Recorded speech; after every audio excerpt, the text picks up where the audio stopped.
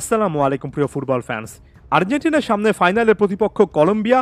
খুবই কঠিন একটা ম্যাচ আসলে আমাদের সামনে অপেক্ষা করছে এবং ফুটবল ফ্যাকের আজকের এই ভিডিওতে আমি মূলত কলম্বিয়ার প্লেইং স্টাইল, আর্জেন্টিনাকে কোন কোন জায়গা থেকে তারা চ্যালেঞ্জ জানাবে সম্পূর্ণ বিষয়টা নিয়ে একটু আলোচনা করব। তবে তার আগে সকলকে অনুরোধ করছি, আর্জেন্টিনা কলম্বিয়াকে কেন্দ্র করে আরও অনেক কন্টেন্ট, ভিন্নধর্মীর কন্টেন্ট কিন্তু ফুটবল ফ্ল্যাগের ফেসবুক পেজে পেয়ে যাবেন, সেটাও ফলো করবেন।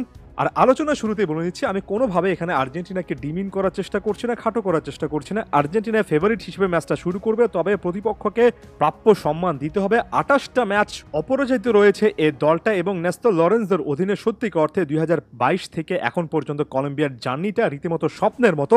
সেই 2022-এর ফেব্রুয়ারিতে আর্জেন্টিনার কাছে বিশ্বকাপ বাছাই পর্বের একটা ম্যাচে 1-0 গোল তারা হেরেছিল লাউতারো মার্টিনেজের গোলে। তারপরে 28টা ম্যাচ অপরাজিত থাকে, প্রমাণ করে নেস্তর লরেন্সো আর্জেন্টাইন কোচ আসলে এই দলটাকে নিয়ে কি কাজ করেছেন, তাই এর কোচকেও সাধুবাদ জানাতে হবে।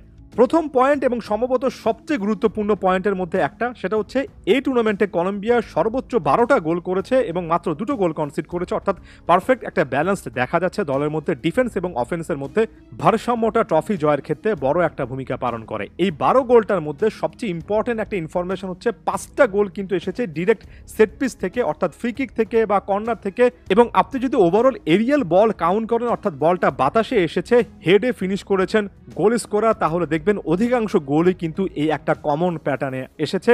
আপনি প্যারাগুয়ের বিপক্ষে ম্যাচ দেখেন, এরপরে কোস্টারিকার বিপক্ষে বা পানামার বিপক্ষে বা সর্বশেষ উরুগুয়ের বিপক্ষে পাওয়া গোলটা দেখবেন যে অনেক কিছু কিন্তু হেডেড অ্যাটেম্প থেকে এসেছে। কলম্বিয়ান প্লেয়াররা হেডে আসলেই ভালো।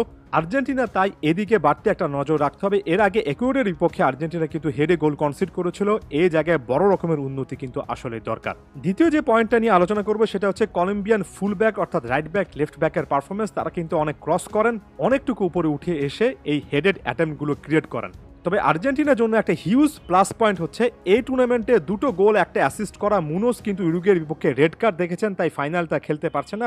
বিশাল একটা মাইনাস পয়েন্ট কলম্বিয়ার জন্য। তবে ফুলব্যাক পজিশনে যিনি রিপ্লেসমেন্ট হিসেবে খেলবেন, রাইট ব্যাক এবং লেফট ব্যাকে মহিকা আছেন, তাদের দিকে নজর রাখতে হবে। এবং আর্জেন্টিনার ফুলব্যাকরা যেমন খেলছেন, রাইট ব্যাক পজিশনে মন্তিয়াল, বিশেষ করে মলিনার পারফরমেন্স, লেফট ব্যাক পজিশনেও কিন্তু কিছু না কিছু সমস্যা আছে। ফুলব্যাকদের এ ম্যাচে আর্জেন্টিনার আসলে অনেক ভালো খেলতে হবে।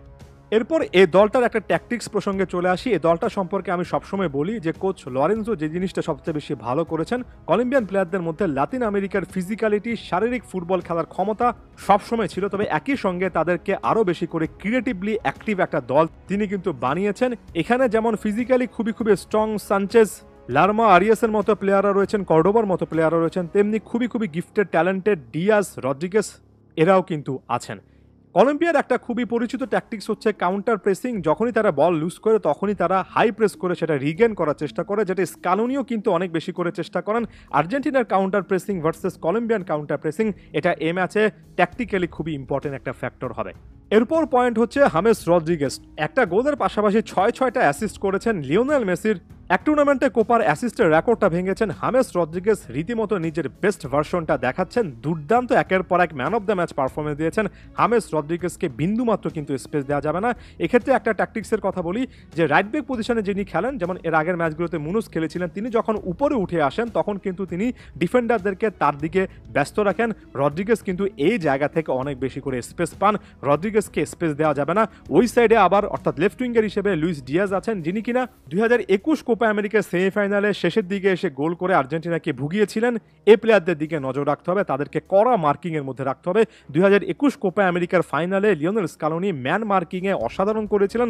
মন্তিয়ালরা, পারাদেস, ডিপলরা নেইমারকে অসাধারণভাবে আটকেছিলেন। তবে এই আর্জেন্টিনা 2022 বিশ্বকাপের ফাইনালে গিয়ে কিন্তু শেষের দিকে ভালো ম্যান মার্কিং করেনি। বিশেষ করে এমবাপের দ্বিতীয় গোলটা দেখেন, নাহুয়েল মলিনা কিন্তু তাকে মার্ক করতে ওই সময় ভুল করে ফেলেছিলেন। এমবাপে তার দ্বিতীয় গোলটা ওই জায়গা থেকে করেছিলেন। এখানে ডিয়াজ, রদ্রিগেজের মতো প্লেয়ার, সামনে কর্ডোবা রয়েছেন যিনি 2টো গোল, একটা অ্যাসিস্ট করেছেন।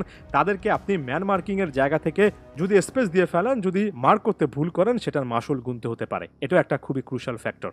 সো এই দলটা সেট পিস বা হেডেড অ্যাবিলিটি নিয়ে কথা বললাম, ফুল ব্যাকদের পারফরমেন্স নিয়ে বললাম, কাউন্টার প্রেসিং এবং স্টার ফুটবলার রদ্রিগেস, ডিয়াজদেরকে স্পেস দেওয়া বা না দেওয়া, এই পয়েন্টগুলো নিয়ে বললাম। এখানে কিন্তু আমি কলম্বিয়ার প্লেইং স্টাইলটা হাইলাইট করতে চাচ্ছি। পরবর্তী ভিডিওতে আর্জেন্টিনা আসলে কোন জায়গায় এগিয়ে থাকবে এবং কি করা উচিত আর্জেন্টিনার কলম্বিয়াকে আটকাতে, সেগুলো নিয়ে আলোচনা করব।